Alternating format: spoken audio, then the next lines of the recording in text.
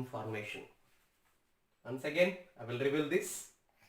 What is used in order to say about job? What is he? What are you? What am I? Like this. And in order to say task or work, what did he do? What is he doing? What is he preparing? Okay, like that. In order to say task and work also, we use what. And who for person? Who wrote Gitanjali? Who wrote Hamlet? Who wrote some other book? Like that. Person in the sense we have to use who. So whom did you meet? I met my friend. Whom did you meet? అంటే ఆ person object ప్లేస్లో ఉంటే who అనే దాంతో who అనే WH క్వశ్చన్తో మనం question చేయాలి. So position ఎవరిది అని అడిగేటప్పుడు హూజ్ అని వాడాలి. Whose is this, whose book is this, like this. Next why, ఎందుకు, why did you go there, why did you write it, why did you come here, why did you finish it, like that. So where have you attended that, where have you bought that, where did you buy that, where do you buy that, like that. Time, so when did you attend, when did you complete, when did you come, like that. So then how in the sense the manner of the action, how is it done, how the film is, how is the film, okay, how did you feel while watching the film, like that.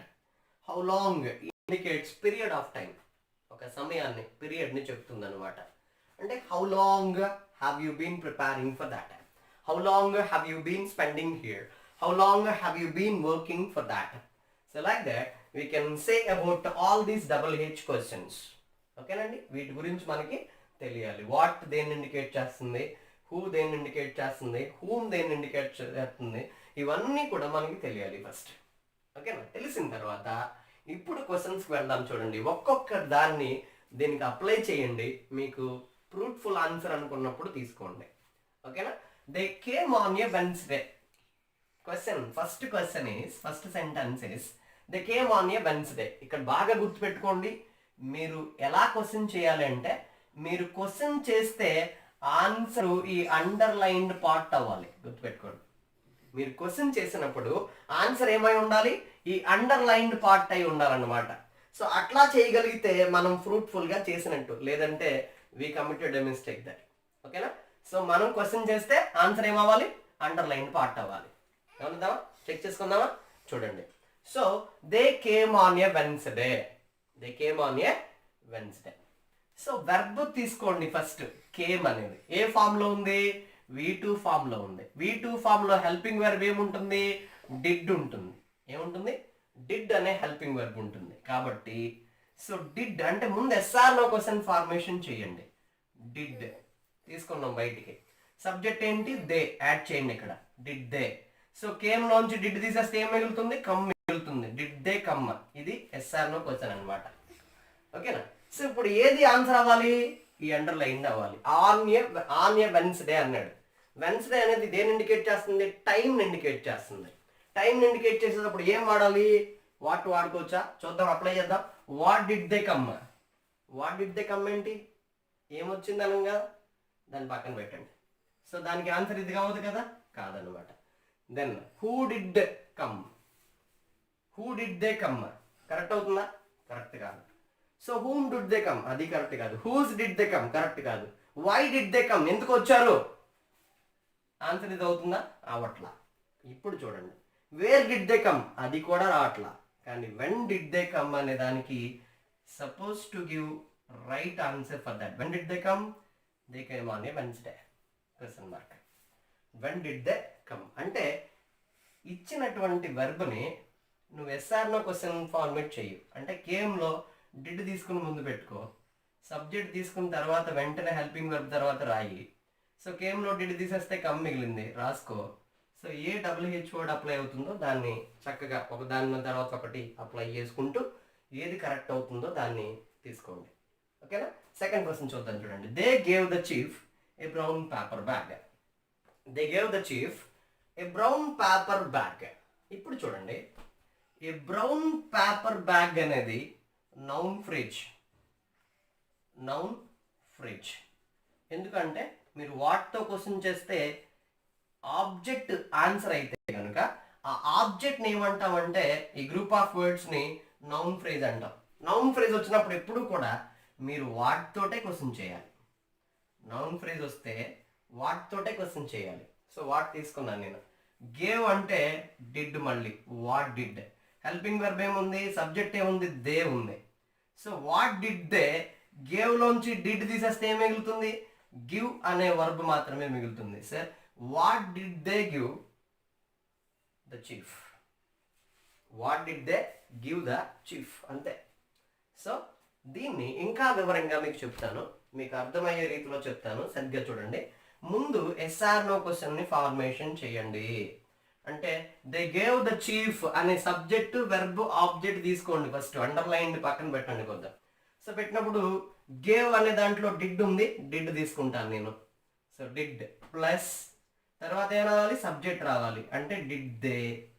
So గేవ్లో did బయటికి తీసేస్తాను కాబట్టి give మాత్రమే మిగులుతుంది. Did they give ఎవరికి, the chief.